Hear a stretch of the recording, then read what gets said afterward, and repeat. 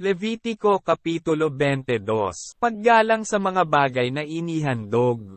Sinabi pa ni Yahweh kay Moises, sabihin mo kay Aaron at sa kanyang mga anak na dapat nilang igalang ang mga bagay na inilaan sa akin ng mga Israelita upang hindi malapastangan ang aking pangalan.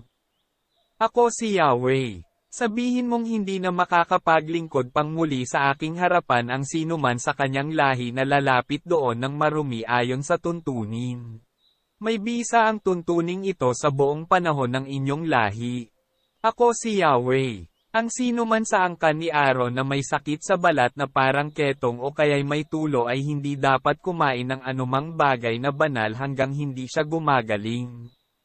Sino mang makahawak ng bagay na naging marumi dahil sa bangkay, o dahil sa lalaking nilabasan ng sariling binhi, sa mga hayop o taong itinuturing na marumi, ay ituturing na marumi hanggang kinagabihan.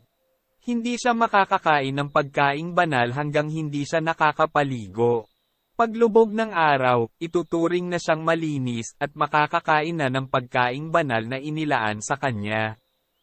Ang mga pari ay hindi rin maaaring kumain ng karne ng hayop na namatay o pinatay ng kapwa hayop sapagkat iyon ang makapagpaparumi sa kanila. Ako si Yahweh. Dapat sundin ng mga pari ang mga tuntuning ito, kung hindi, magkakasala sila at mamamatay. Ako si Yahweh, inilaan ko sila para sa akin. Hindi makakakain ng anumang bagay na banal ang hindi ninyo kalahi. Hindi maaaring kumain nito ang mga nanunuluyan sa pari o bayarang manggagawa.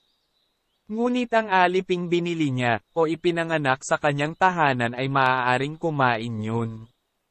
Hindi rin maaaring kumain nito ang babaeng anak ng pari kung nag-asawa siya ng hindi pari. Ngunit kung siya'y mabalo o hiwalayan ng asawa ng walang anak at umuwi sa kanyang ama, makakakain na siya ng pagkain ng kanyang ama. Hindi dapat kumain ng pagkaing banal ang hindi kabilang sa pamilya ng pari. Kung ang sino mang hindi pari ay makakain nito ng di sinasadya, babayaran niya at may patong pang 5 parte ng halaga ng kanyang kinain. Dapat ingatang mabuti ng mga pari ang mga banal na bagay na inihandog ng mga Israelita para kay Yahweh. Huwag nila itong ipapakain sa mga hindi kabilang sa kanilang angkan sapagkat kapag kumain sila nito, sila'y lumalabag sa tuntunin, at pananagutan nila iyon. Ako si Yahweh.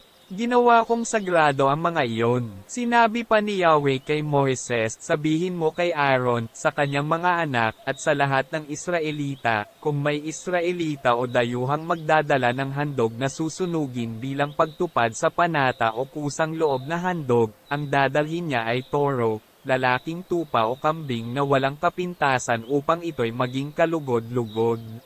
Huwag kayong maghahandog ng anumang bagay na may kapintasan, sapagkat hindi iyon kalugod-lugod. Kailangan ding walang kapintasan ang baka, tupa o kambing na dadalhin bilang handog pangkapayapaan, ito man ay pagtupad sa panata o kusang loob. Huwag kayong magdadala sa altar ng baka, tupa o kambing na bulag, pilay, may galis at keti o may anumang kapansanan bilang handog na susunugin. Ang alinmang toro o tupang tabingi ang katawan o bansot ay madadala bilang kusang loob na handog ngunit hindi may hahandog bilang pagtupad sa panata. Huwag kayong maghahandog ng hayop na kinapan o may kapansanan ang itlog. Hindi ito dapat pahintulutan sa inyong lupain. Huwag din kayong tatanggap mula sa mga dayuhan ng hayop upang ihandog kay Yahweh. Huwag ninyong tatanggapin ang mga iyon sapagkat ang mga ito'y may kapintasan. Sinabi rin ni Yahweh kay Moises, ang bisirong baka, tupa o kambing ay dapat manatili ng 7 araw sa piling ng inahin.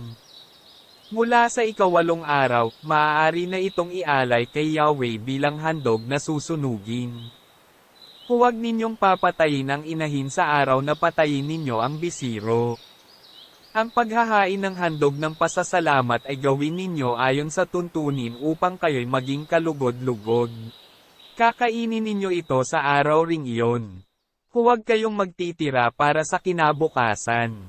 Ako si Yahweh. Sundin ninyong mabuti ang mga tuntuning ibinigay ko sa inyo.